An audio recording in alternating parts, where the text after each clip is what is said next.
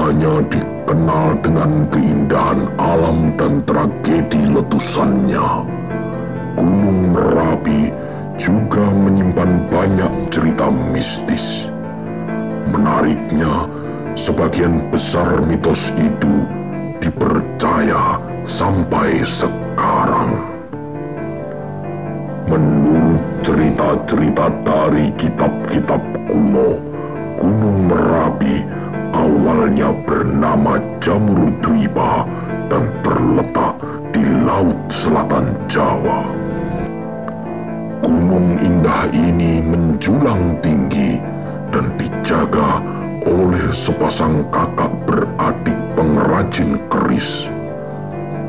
Melihat Pulau Jawa yang nyaris tenggelam karena lebih condong ke arah barat, para dewa berniat memindahkan satu gunung ke tengah-tengah sebagai penyeimbang. Gunung Jamur Dwipa ini yang dipilih karena letaknya tidak begitu jauh. Sayangnya, saat itu kedua pengrajin keris ini belum merampungkan pekerjaannya. Mereka meminta sedikit waktu, namun para dewa menolak dan segera memindahkan gunung ke lokasi Merapi saat ini. Sepasang pengrajin keris itu pun mengancam jika mereka dipindahkan paksa dengan kondisi perapian yang masih menyala, maka kelak akan terjadi petaka abadi. Benar saja, magma di dalam Gunung Merapi hingga kini tidak henti-hentinya memanas. Hanya menunggu waktu saja untuk meletus dan mengalir keluar. Berikut ini adalah 9 tokoh lelembut penghuni Gunung Merapi yang dipercaya ada. Bahkan beberapa di antaranya sering dipuja-puji dalam upacara labuhan Keraton Yogyakarta. Eyang Rama dan Eyang Permadi. Dua makhluk halus kakak beradik ini dipercaya sebagai danyang gunung atau tokoh utama seluruh lelembut penghuni Merapi. Mereka memegang pucuk pimpinan penguasa gunung yang juga masyhur dengan sebutan Eyang Merapi.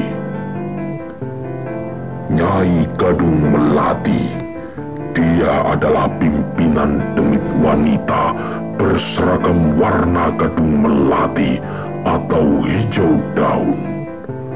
Konon tugasnya adalah memelihara kesuburan dan kehijauan segala tanaman gunung.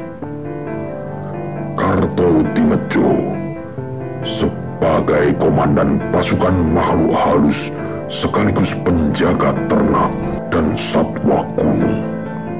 Tokoh ini cukup dikenal akrab para penduduk. Di samping sebagai gembala, dialah yang mendatangi penduduk untuk memberitahu kapan tepatnya Merapi akan meledak. Kiai Petruk, namanya seperti tokoh wayang, namun lelembut satu ini kelewat masyhur dan jadi tokoh dambaan penduduk di saat-saat kritis Merapi. Di pundak Kiai Petruk inilah keselamatan penduduk lereng gunung tergantung. Lewat mimpi, dia sering berdialog dengan para penduduk, menjelaskan cara-cara bagaimana menyelamatkan diri, menghindari banjir lahar dan hujan abu.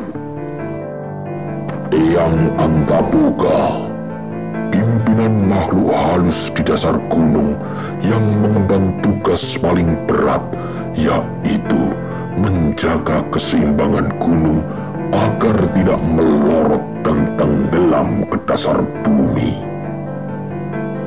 Eyang Megantara, pimpinan setan di pucuk gunung bertugas menjaga keseimbangan cuaca. Konon, Dedemit ini berkendaraan kuda terbang melayang-layang di atas gunung dan sesekali memperlihatkan diri kepada penduduk.